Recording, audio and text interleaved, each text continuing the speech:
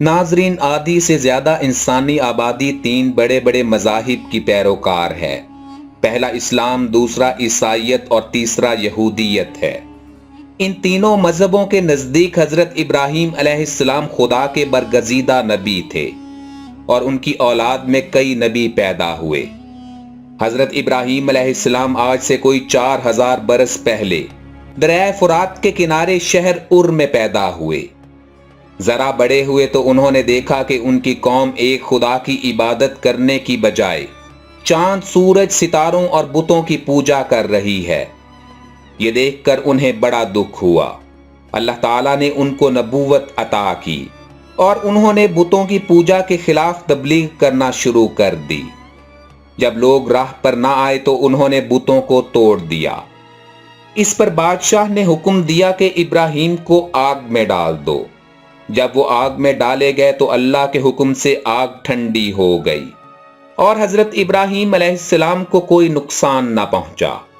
अपनी कौम से मायूस होकर हजरत इब्राहीम अलैहिस्सलाम इराक से शाम और शाम से मिस्र चले गए।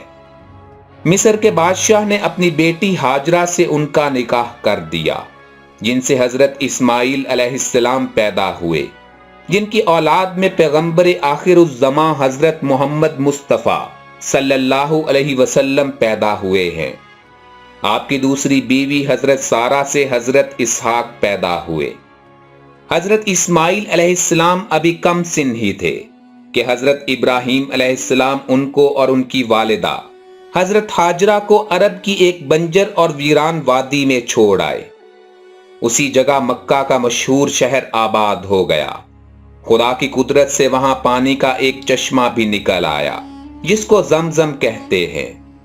हाजी लोग उस चश्मे का पानी तबर्रुक के तौर पर लाते हैं। हजरत इस्माइल अलैहिस्सलाम जरा बड़े हुए तो हजरत इब्राहीम अलैहिस्सलाम ने ख्वाब में देखा कि वो अपने बेटे को अल्लाह की राह में कुर्बान कर रहे हैं। आपने बेटे को अपना ख्वाब सुनाया। हजरत इस्माइल अलैहिस्सलाम ने कहा, आप शौक से मुझे खुदा की राह में कुर्बान कर दीजिए, इंशाअल्लाह आप मुझे साबिर पाएंगे। हजरत इब्राहीम अलैहिस्सलाम ने अपने बेटे के गले पर छुरी रख दी। उसी वक्त आवाज आई, ए इब्राहीम, तुम इम्तिहान में कामयाब हुए, अपना हाथ रोक लो। चुनाचे हजरत इब्राहीम अलैहिस्सलाम ने अल्लाह के इस फजल पर एक मेंढा ज़बाह किया। इस पाक कुर्बानी की याद में मुसलमान अब तक ईद कुर्बान के मौके पर कुर्बानियां देते हैं। दोस्तों, हजरत इब्राहीम अलैहिस्सलाम ने हजरत इस्माइल अलैहिस्सलाम के साथ मिलकर खुदा के हुक्म से मक्का में खाना काबा की तामीर की। ये पहला घर था जो खुदाए वाहिद की परिस्तिश के लिए दुनिया में बनाया गया। तमाम दुनिया के मुसलमान इसी खाना काबा की तरफ मुंह करके नमाज अदा करते हैं और हर साल लाखों मुसलमान सुन्नत इब्राहीमी की तकलीद में हज करने के लिए मक्का मुअज़्ज़मा जाते हैं।